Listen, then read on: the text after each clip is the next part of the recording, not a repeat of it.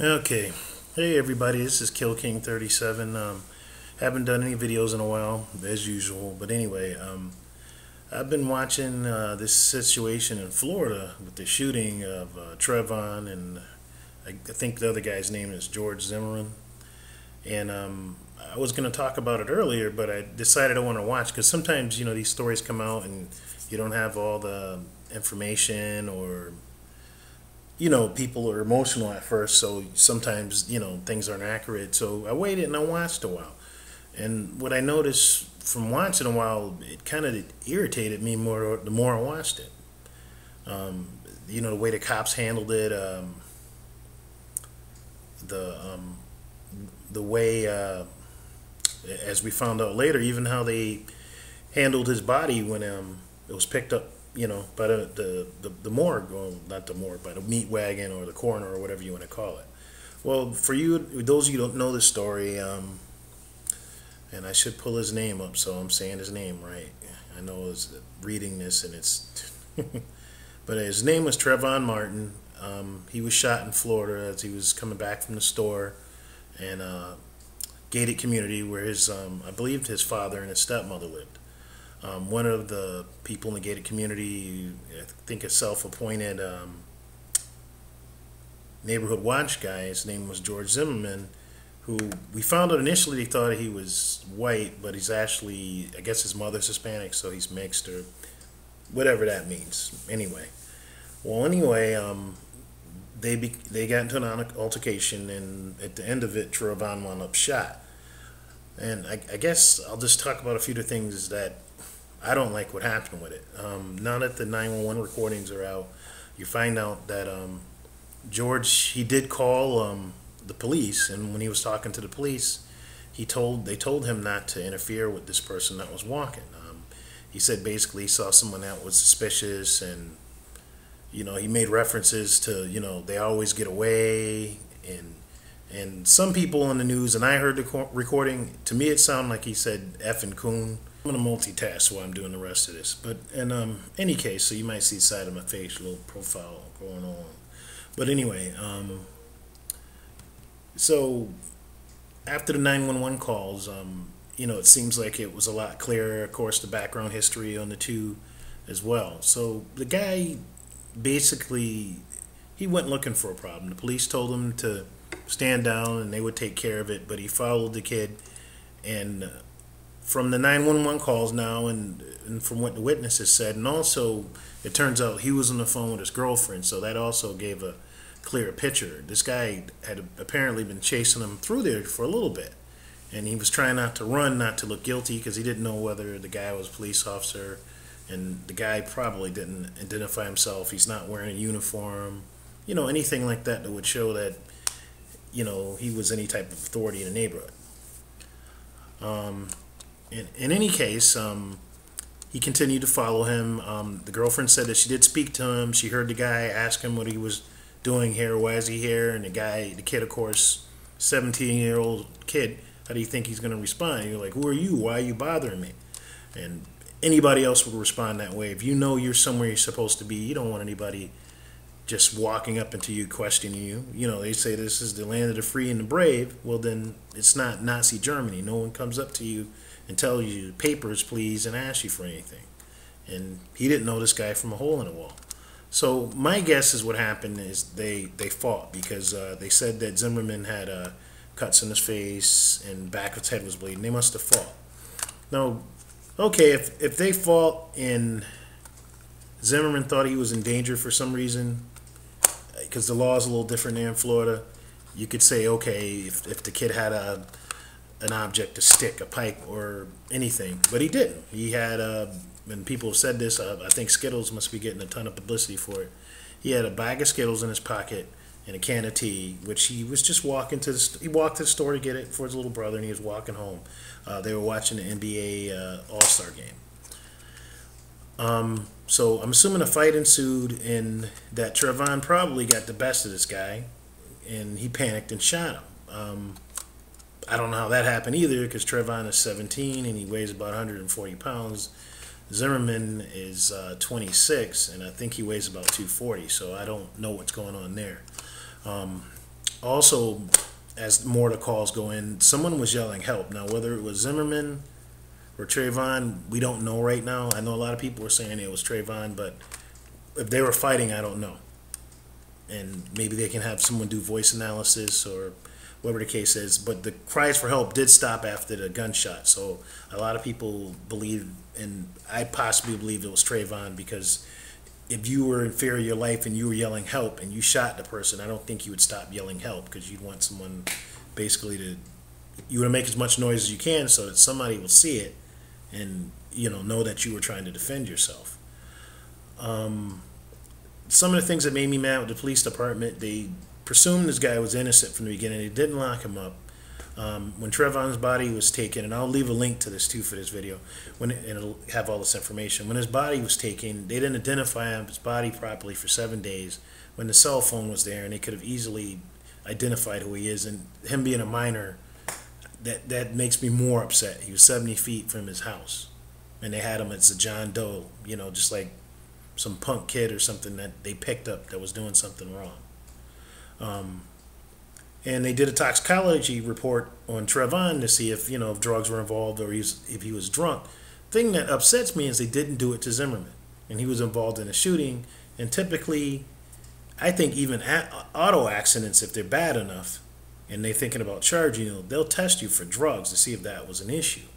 And it appears that Zimmerman wasn't tested for this, so the police weren't following protocol. And when the parents asked why he wasn't arrested, the police told the parents that they respected him because of his background. I guess he's taking criminal law or something like that. But I mean, how insensitive of a thing to do to tell someone that the kid is dead, that, oh, well, we respect the guy that shot him? Kind of, I mean, what the hell is wrong with that sheriff's department? And again, as more of the 911 calls come in, you hear the neighbors chiming in on what was happening. And most of them say that from what they could see or what they heard, that it pretty much seems that Zimmerman was the aggressor. Now, what I think that happened is that he followed him and he backed Trayvon into a corner. They got into a scuffle. And I don't know, maybe this guy's, one of these freaking guys that thinks he's tough, but really he's a big punk. So even he's 240 or 300 pounds of full of muscle, you beat his ass because he don't have no heart. And the kid beat his ass. That's what happened. But what he should have done is just take his ass whooping and then wait for the police. If he wanted to, I don't know if he could have pressed charges because he followed him and he backed him to a corner, but the kid didn't deserve to be shot in his chest because this guy lost a fight. And that's really what's going on here. He can say all he wants, self-defense, but someone 100 pounds less than you, unless there's some kind of jiu-jitsu champion and had you in some type of headlock about to snap your neck, you can't justify shooting someone because you can't take an ass whooping. That's awful. A few of the other people that did report on what they saw, they said the police actually corrected one lady. She said that she thought it was Trayvon that was yelling for help, and she said no, it was Zimmerman. And with the police, I don't know what their motive is for doing that, but if they weren't there, I don't understand why they would try to correct a witness, because you want to keep their information untainted as you can, so that you have you don't mess your case up, because they're going to charge them. They'll be messing their case up if they do something like that.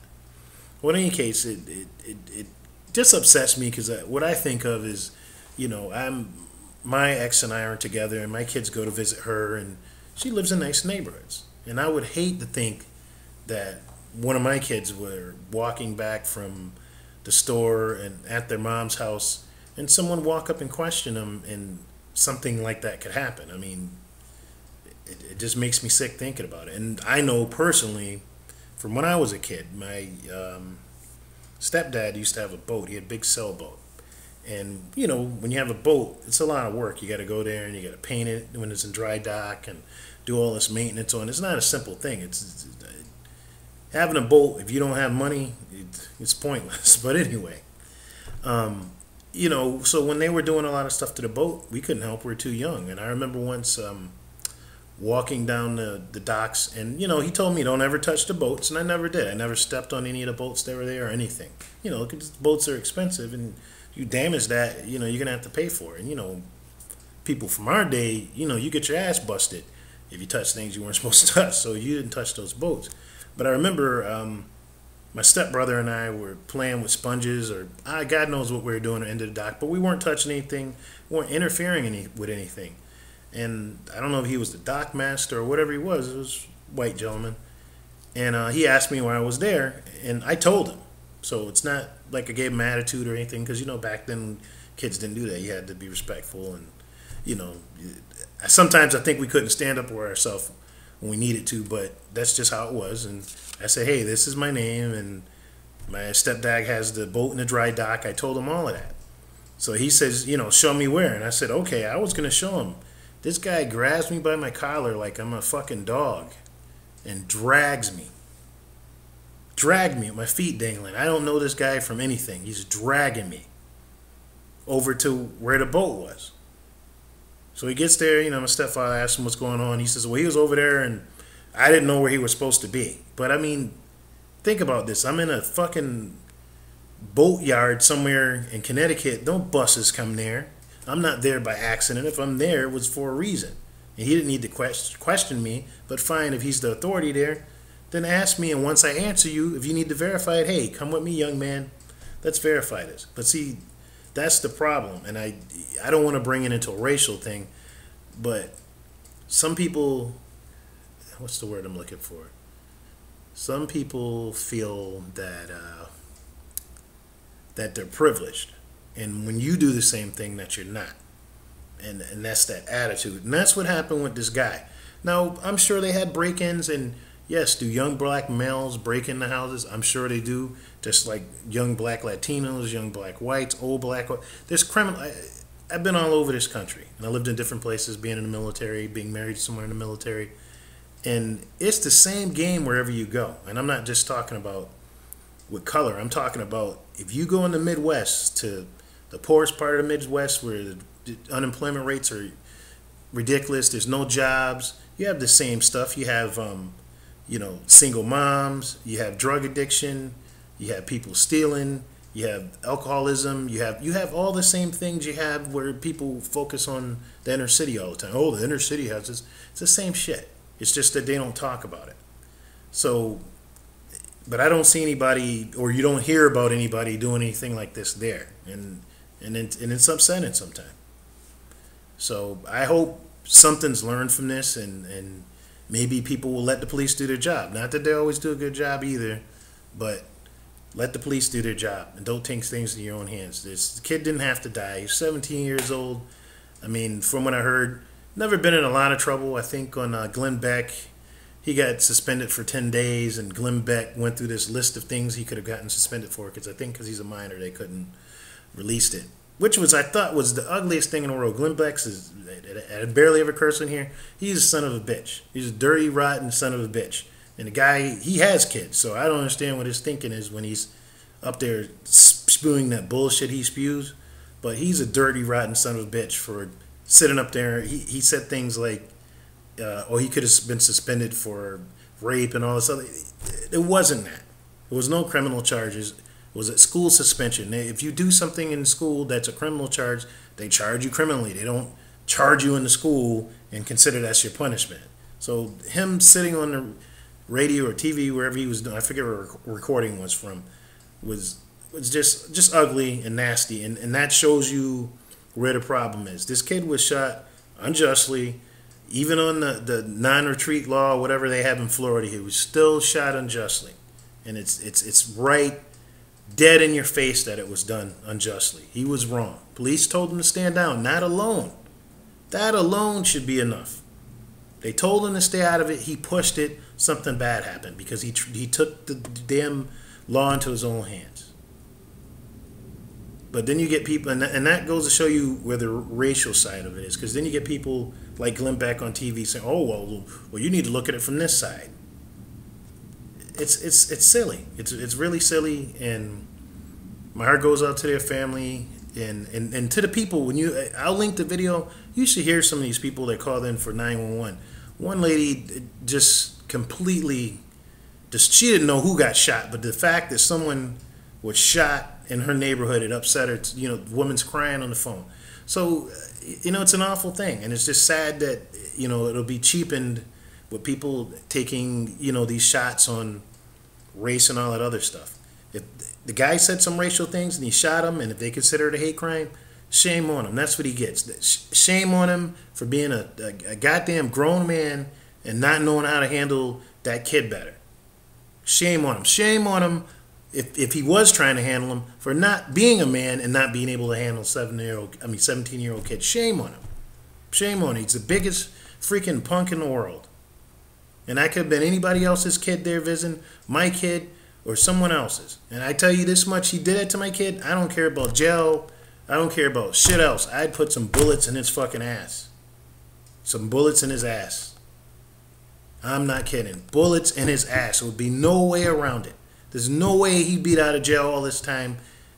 And I got to sit over there. I don't know how far away the guy actually lives from him. Living in the same goddamn housing complex. And your damn kid is dead. And this fucker is walking around and driving around still doing the same bullshit. No fucking way that would fly. No way. So anyway, the shit is upsetting. I just want to say my piece on it. I think the police handled it in a very craptastic fashion because they were trying to be on this guy's side from the beginning, which they shouldn't because they're supposed to be freaking neutral. But anyway, and I hope that there's some justice in this case and that it doesn't get blown out of proportion. This guy, what he did was heinous. He should be punished for it. It's not going to say that everybody in the neighborhood is like that or everybody. Let's not make it into that thing. Yeah, there's a lot of ugly people. There's a lot of racial people out there, but we're not going to turn it into a big thing. This guy, what he did was very ugly, and it was because of his mindset. And I'm sorry if he was robbed or somebody else in that neighborhood was robbed by somebody. This shit happens. You know what? I got one better for you. And I'm not saying to shoot anybody, but what I am saying is, why aren't we fucking killing, let's look at it this way, and it doesn't matter if they're white, black, or whatever, why aren't we killing bankers in business suits? They fucked up the economy, right? So anytime they're near your bank, you should, hey, shit, they could possibly steal my stuff. What are you doing over here? What's going on? And then when you fight, you blast his ass in the chest. And you see how long you stay out of jail. It's the same scenario. Someone might think I'm being ridiculous, but it's the same scenario because they've robbed us blind, and we don't want to let them get away either, right? But we can't go shooting them in their chest in the street either. So what this guy did was wrong. There's no excuse for it, and I hope he gets the full extent of the law thrown in him. And if that means he's got to be in jail, taking it from behind, or whatever the hell he is, he deserves to get what he gets for that. He deserves it. He fucking made his bed for that. He needs to lay in it. You don't freaking shoot somebody's child because you don't think he belongs somewhere. It's not his fucking choice whether he thinks someone belongs somewhere or not. Freaking tired of it. I'm tired of people feeling that they're fucking privileged and other people aren't. The shit is wrong. I'm going to get off because I'm rambling at this point, but this stuff really upsets me. And there's other shootings that we can talk about that are out there that are just as bad, and people getting robbed. So don't let me take away from that. This just upset me because of the way the police are handling it. And I think that it's upset me more because I'm a gun carrier as well. And that's something I never do. I would never chase anybody down. I don't care if somebody's robbing something here or not. That's what fucking insurance is for. If somebody's messing with your car, yeah, it's upsetting if you catch them, but you can't go out there shooting them. That's what insurance is for. Yeah, your insurance may go up a little bit, but that's what it's for. It's to protect you so you don't go do anything stupid and getting yourself locked up in jail. Because that's what's supposed to happen when you do stuff like that. When you take things in your own hand and do it, you wind up in jail. And this guy is not in jail. He needs to be in jail. He should know himself. He's somewhere sitting there. Shit, I should be locked up. He should know. What he did was not right, and anybody on this internet, they're saying it's self-defense and, oh, well, you know, if the guy... No, he chased the kid. The kid didn't know who he was. They got into a fight. For whatever reason, they got in a fight. The kid got the best of him. Unless the kid had a rock in his hand standing over him about the... There's no way he should have shot him. There's no way he should have shot him. Well, I'm gonna go because, like I said, the shit's upsetting me. And the last thing I'll say, they did say somebody was yelling help, like I said earlier. I don't know for sure, and maybe I said this earlier, whether it was Trayvon or Zimmerman. So that may weigh out some in this case, but I don't think it matters who was yelling help because it could have been Zimmerman yelling help when he was getting his ass beat. I don't know. But in any case, guys, everybody stay safe. Please keep your kids next to you and talk to them. And if they see people like this out there, stay away from them. I'm sorry that it has to be that way, but stay away from these people. And so they're safe and they're running these freaking assholes that feel they can do stuff like this. Well, bless everybody. Take it easy, and I'll see you the next time. Okay, and I gotta stop looking down so much because I need to look at the camera.